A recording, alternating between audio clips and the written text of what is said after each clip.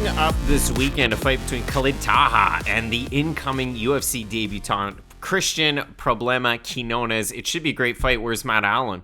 Matt Ailin will be on in a second. We made a mistake this week, a critical mistake, and we wanted to make sure that we came clean on it. And listen, I mean, you got to be transparent when you make mistakes, and everybody makes them, and so do we. So it is the fact that back in 2019, Khalid Taha from the USADA website, Taha 27 tested positive for furosemide as a result of an in-competition urine sample provided on October 6, 2019 at UFC 243 in Melbourne.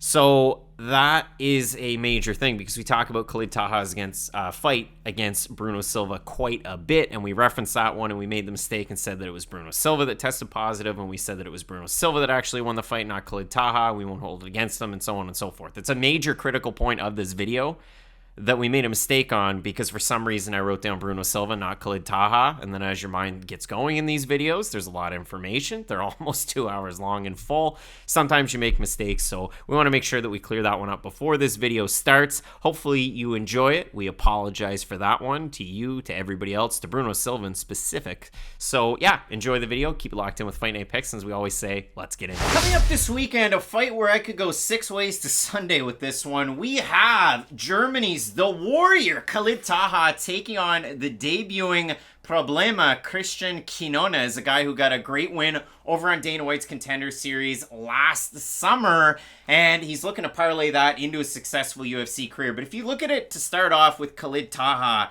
he's 1-3 with a no contest that was originally a third-round submission loss to one Bruno Silva, but it was overturned due to some USADA black magic for Bruno Silva. So it's considered a no contest on the record of Khalid Taha. So he's 1-3 with a no contest on the UFC stage since his debut in July of 2018. His last win was in April of 2019 over one Boston Salmon, a man who went 0-2 in the UFC with 2 knockout losses. So for Khalid Taha to really try and get ready for this one, he was originally supposed to take on a returning Taylor Lapilus coming up this weekend. I was excited about that fight. Lapilus out and Cristian Quinonez in on short notice. The fight was announced on August the 24th, so very short notice as a lot of the fights on this card were. Now, originally, Cristian Quinonez was getting ready for a fight against Youssef Zalal back a few weeks ago. Quinonez was forced to withdraw, so he gets this opportunity coming up this weekend. If you do look at it for both these guys, we've seen some bright spots for Khalid Taha in the UFC in just small pockets, and for Cristian Quinonez, we've seen him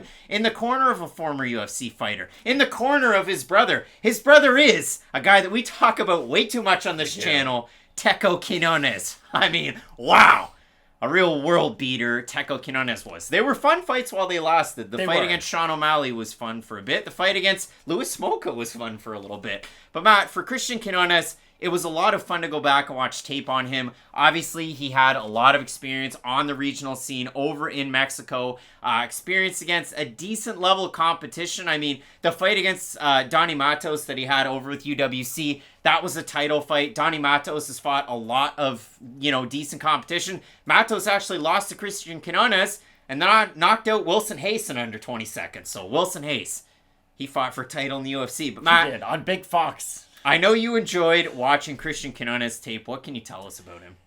This is a really weird fight because one of these fighters is going to look awesome come Saturday. And then I got to be honest, I'm not sure how awesome either guy's going to look after this singular performance. Because for Khalid Taha, he reminds me a little bit of Chris Moutinho. I know that's a weird name to bring up, but he is durable and he gets into those kind of fights that are going to make you remember him. Because he is willing to eat a shot to give a shot. And he is going to rely a lot on some of his own heavier boxing combinations. And if he is going to land them, he'll have a ton of success. And the thing is, no matter who he fights, whether it's Petr Yan or whether it's Mir Craig, it is going to be in that fun style just because, again, he is willing to eat some shots to give them. Against Quinonez, though, it's going to be interesting because I do think Khalid Taha is the much more powerful athlete between these two. If he is able to get on the inside, he does have good hooks if he is able to land them, but that is the really frustrating thing. We've only seen Khalid Taha, especially his last 2 times out, against guys who are definitely going to beat him. I think that's fair to say. I know he made a good account of himself, but still, you could always tell that he was a step behind because if Taha's not not having a ton of success with his striking, and he's definitely getting out wrestled. There's not really a path to victory for him in a lot of these matchups. And against Cristian Quinonez, it'll be interesting because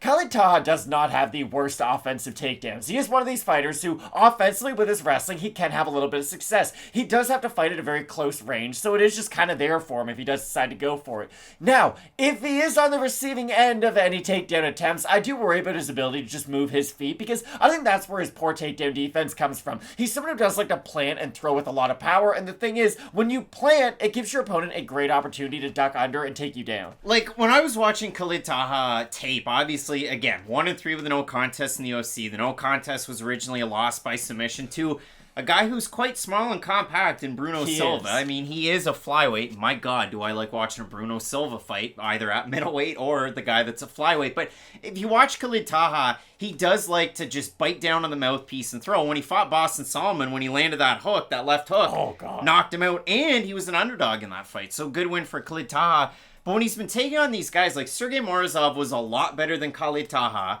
and he had a lot of success with the wrestling, and he was able to hold him down and chain together takedowns. When Taha fought Raoni Barcelos, you're going to go, well, Craig, that was a fight of the night.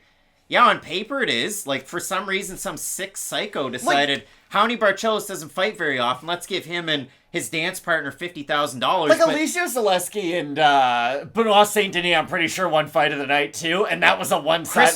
Chris Moutinho, Sean O'Malley was the fight of the night. But there was a guy in those fights that was the hammer, and one was the nail. And Khalid Taha, all three judges scored at 30-27. Barcelos had him hurt at multiple occasions. He completely out-volumed him. He landed takedowns. It wasn't good. So I thought, okay, how can I look at this fight objectively and give everybody at Fight Night Picks kind of a good view of this one? So I went back and watched a lot of Khalid Taha fights when he was on the come-up, when he was young, when he was hungry, because he still is relatively young. He just doesn't fight very often. So I watched this fight over with Rizin when he took on Ishihara. And in that fight, he got taken down really quickly, and he got into some really poor positions. Then he was able to get himself back up to the feet. He lands some of those giant follow-up shots, knocks down his opponent, and he's able to get the win. So he did look very impressive in that one.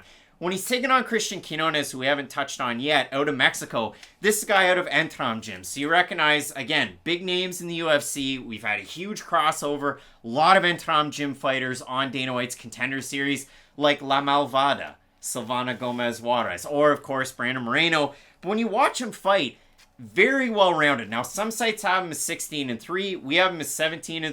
Sherdog has him as that. I think the UFC switched over to that. But when you do watch him fight, he fights on the outside and doesn't really like to go on the inside very often. So what did you make of the tape study of Quinonez? I do really like some of his boxing combinations, and he is somebody who will finish up a combo with a kick, almost like Holly Holm against Ronda Rousey. Weird comparison, but still, just one that a lot of people would know. And I do think that's where he's going to have to try to have a lot of his success. But this fight, more than any on the card, comes down to what range is the fight contested at. Because if Khalid Taha can get on the inside, I do think he can have a ton of success with his power shots. The weird thing about Taha is we've seen him rocked in a number of fights at this point, and if Quinonez can hurt him from the outside before Taha can even start with his own boxing, then I do think Cristian Quinonez, he has a good finishing instinct. He's someone who will try to burn his gas tank. Like, he's not really cut from the Jeff Neal cloth. He's not somebody who is going to stay very disciplined and composed and try to single shot you. He will really go for it. Normally I would say that's a negative, but against someone like Khalid Taha, I do think it could lead to him getting him out of there really quick if he is able to chain together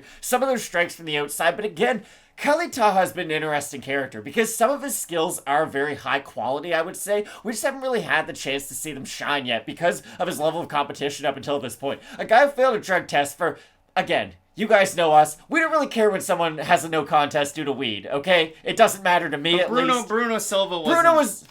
He was on that real stuff, though. So, you lost to somebody who had a genuine USADA suspension, and two fighters who were, let's just be honest, much better than you, and those never really should have been made matchups to begin with. I think Khalid Taha has a great opportunity this weekend to sort of erase the bad memories that a lot of people have from his career up until this point, because for Quinonez, you're right, he is well-rounded, but he is sort of a master of none, and I think that could come back to bite him. Oh boy, that's rude. No, not at all. You can't be a jack of all trades and specialize in absolutely everything in the game. For Quinonez, Quinonez, I do think he will struggle on some of those in-betweens, especially up close. If he can get his own offensive takedown, and again, if there's ever a fight to do it, this would be the one. I think he could have a lot of success with it. I just don't know if his wrestling's good enough from that outside to really be able to telegraph them and get in. Well, the odds on this fight, Khalid Taha open a -150 favorite, -141 right now. For Cristian Quinonez, open +130, +117, so the odds closing in on par. We have a look at the Tapology votes, Matt. Surprised us there to you.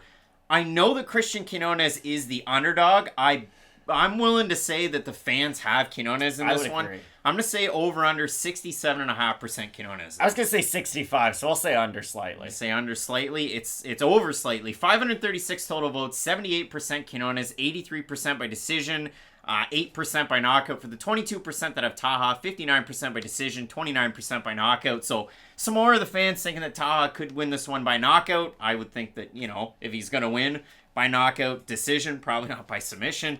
Who are you picking in this fight? I don't love the fact that I'm about to pick Khalid Taha in a video, but I do think his experience up until this point is going to help carry him over in this fight. Again, I like his boxing on the inside. He's not the easiest guy to hit clean unless you are able to hit him with a lot of volume. If you can throw a lot of volume at him, it is going to open up some of his attacks. But if you can get on the inside first and do some of his own damage, he's someone who you kind of have to rely on those up-the-middle attacks to really hurt, because he keeps his head very compact, his shoulders very high. So I think if Khalid Taha is going to get another UFC win, it's going to be this weekend. If he loses this fight, you'd have to imagine it's over for him. I like the volume out of Cristian Quinonez and the well-roundedness in a matchup like this. I think from the outside, he's going to be able to have some success. Now, again, Taha's got to close that gap, land with power, and obviously you've seen that happen in the past on his way up into the UFC. Not to say that it can't happen this weekend. I do like the skill set out of Cristian Quinonez. His brother had a run in the UFC. I mean, he went to an Ultimate Fighter finale, so there is that. But I'm going to go with Problema, Cristian Quinonez, to get a UFC victory on short notice. Matt going with Khalid Taha, who already had a fight booked originally this weekend against a longer, rangier guy in Taylor Lapilus. So, should be a great fight. We're split on the pick. Let us know down below in the comment section who you have. We have 12 good fights coming up on this card. 2 really great ones up at the top that you're not going to want to miss. Keep it locked in with Fight Night Picks. We always say, let's get into it.